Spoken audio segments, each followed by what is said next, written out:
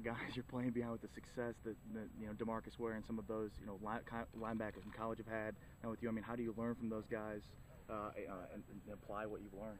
I mean, it's easy when you got a generous guy like D. Where I mean, there's a guy that's making $1 billion a year, and still he's staying after practice to work with young guys and myself and teach us all the moves that he knows that are successful.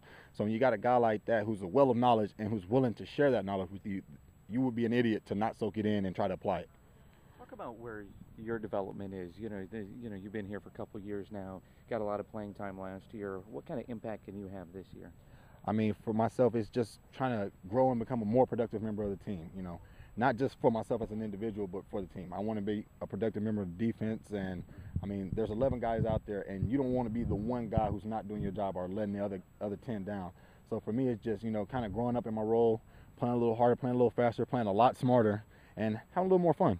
Is there any emphasis from the defensive side of the ball on what happened last year, or is it just new page, turn it over, and start new? Nah, as a group of competitors, I mean, you got to have a little sour taste in your mouth about what happened last year because we're better than that. We're coached better than that. Our coaches are better than that.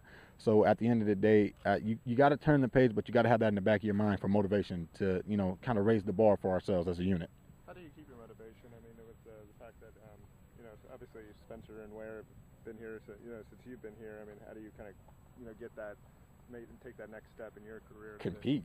Just compete. I mean, it's all about being a competitor. I mean, every day we come out here and you want to compete with DeMarcus Ware, you want to compete with Anthony Spencer, but you want to compete with yourself to get better every day.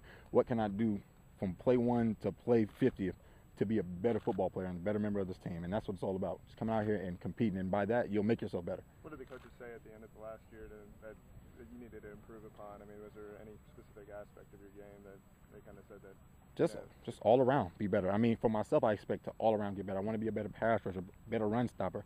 I want to be a better R4 on the kickoff team. I mean, I expect that of myself, and I mean that's what I worked on this offseason. Being more explosive, working on my technique, getting back to the fundamentals so that I can come back and be a better all-around player.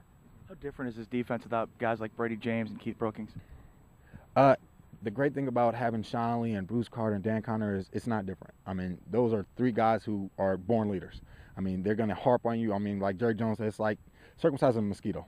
They are down to the details. They want it done right to the fit. I mean, to the proper run fit, to the proper pass technique. They want it done right. And when you got players who are on you like coaches like that, I mean, you owe it to them. You owe it to them to be accountable and, to respect them out there. And guys are getting it done. Does that mean players are holding each other accountable more than they did? Oh, yeah, by far. And you've got guys looking to the guy to the left and the right and expecting them to know their job and not only know it, but do it well. And when you got 11 guys out there doing that, I mean, the sky's the limit for that unit.